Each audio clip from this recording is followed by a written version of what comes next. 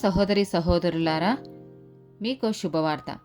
2025 సంవత్సరంలో మొత్తం 365 అంశాలను మీతో పంచుకోబోతున్నాము. జనవరి 1వ తేదీ నుండి ప్రతిరోజు ఒక అంశము మరియు దానికి సంబంధించిన వాక్యమును పంచుకుంటాము. దయచేసి ఆ వాక్యములను వినండి, ధ్యానించండి మరియు ఆశీర్వదించబడండి. దయచేసి సబ్స్క్రైబ్ చేయండి మరియు మీ స్నేహితులతో పంచుకోండి. ధన్యవాదాలు.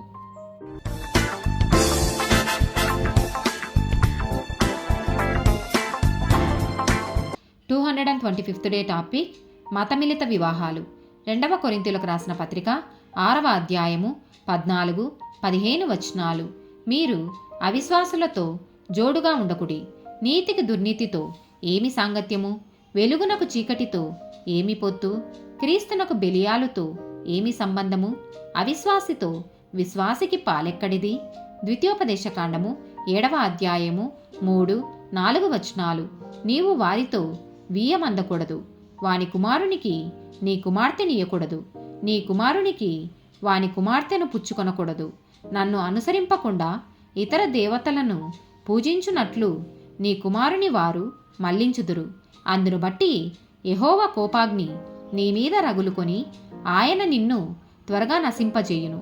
ఎజ్రా గ్రంథము 9వ అధ్యాయము 1-6, 11-15 వచనాలు. ఈ సంగతులు సమాప్తమైన తర్వాత పెద్దలు నా యొద్దకు వచ్చి, ఇశ్రాయేలీయులను, యాజకులను, లేవీయులను, కానానీయులు, హిత్తీయులు, పెరిజ్జీయులు, ఎబూసీయులు, అమ్మోనీయులు, మోయాబీయులు, ఐగుప్తీయులు, అమ్మోరీయులు అను దేశపు జనములలో నుండి తమ్మును తాము వేరుపరచుకొనక వారు చేయు అసహ్యమైన కార్యములను తామే చేయుచు, వారి కుమార్తెలను పెళ్లి చేసుకొనుచు, తమ కుమారులకును తీసుకొనుచు, పరిశుద్ధ సంతతిగా ఉండవలసిన తాము ఆ దేశపు జనులతో కలుసుకొనిన వారైరి. ఈ అపరాధము చేసిన వారిలో పెద్దలను, అధికారులను నిజముగా మిక్కులై ఉండిరని చెప్పిరి. నేను ఈ సంగతి విని నా వస్త్రమును పై దుప్పటిని చింపుకొని, నా తల వెంట్రుకలను, నా గడ్డపు వెంట్రుకలను పెరికివేసుకొని విభ్రాంతిపడి కూర్చుంటిని. చెరపట్టబడిన వారి అపరాధమును చూచి ఇశ్రాయేలీయుల దేవుని మాటకు భయపడిన వారందరూ నా యొద్దకు కూడి వచ్చిరి. నేను విభ్రాంతిపడి సాయంత్రపు అర్పణ వేళకు కూర్చుంటిని. సాయంత్రపు అర్పణ వేళను శ్రమ తీరగా నేను లేచి నా వస్త్రమును పై దుప్పటిని చింపుకొని మోకాళ్ళ మీద పడి నా దేవుడైన యెహోవా తట్టు చేతులెత్తి, నా దేవా, నా దేవా, నా ముఖము నీ వైపు ఎత్తుకొనుటకు సిగ్గుపడి కిన్నుడనై ఉన్నాను. మా దోషములు మా తలలకు పైగా హెచ్చియున్నవి. మా అపరాధము ఆకాశమంత ఎత్తుగా పెరిగి ఉన్నది.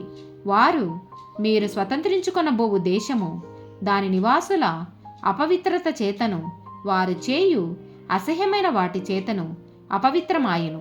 వారు జరిగించిన అసహ్యమైన వాటి చేత ఆ దేశము నలుదిక్కులా నిండినదాయెను. కాబట్టి మీరు మీ కుమార్తెలను వారి కుమారులకియ్యకుడి, వారి కుమార్తెలను మీ కుమారుల కొరకు పుచ్చుకొనకుడి, మరియు వారికి క్షేమ భాగ్యములు కలగవలెనని మీరు ఎన్నటికిని కోరకుండిన ఎడల మీరు బలముగా నుండి ఆ దేశము యొక్క సుఖమును అనుభవించి మీ పిల్లలకు నిత్య స్వాస్థ్యముగా దానిని అప్పగించెదరని చెప్పిరి.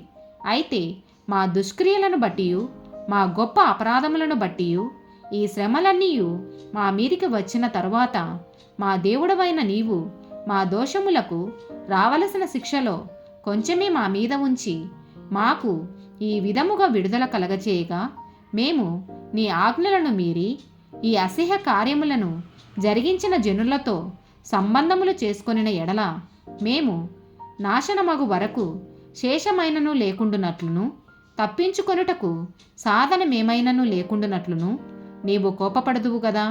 యెహోవా, ఇశ్రాయేలీయుల దేవా, నీవు నీతిమంతుడవై ఉన్నావు. అందువలననే నేటి దినమున ఉన్నట్లుగా మేము శేషించి నిలుచుచున్నాము. చిత్తగించుము.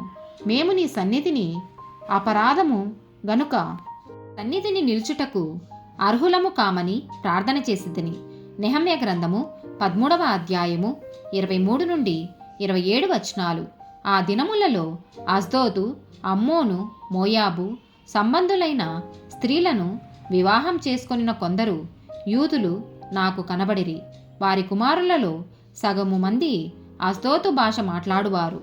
వారు ఆయా భాషలు మాట్లాడువారు గాని యూదుల భాష వారిలో ఎవనికినీ రాదు.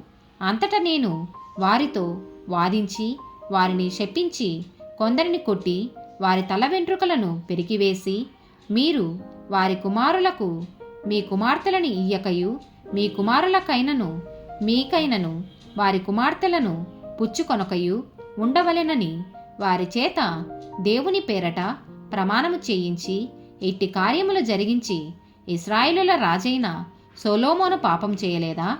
అనేక జనములలో అతని వంటి రాజు లేకపోయినను అతడు తన దేవుని చేత ప్రేమింపబడిన వాడై ఇశ్రాయేలులందరి మీద రాజుగా నియమింపబడినను అన్య స్త్రీలు అతని చేత సహా పాపము చేయించలేదా? కాగా ఇంత గొప్ప కీడు చేయునట్లును మన దేవునికి విరోధముగా పాపము చేయునట్లును అన్య స్త్రీలను వివాహం చేసుకొనిన మీ వంటి వారి మాటలను మేము ఆలకింపవచ్చునా అని అడిగితిని. ఆమెన్.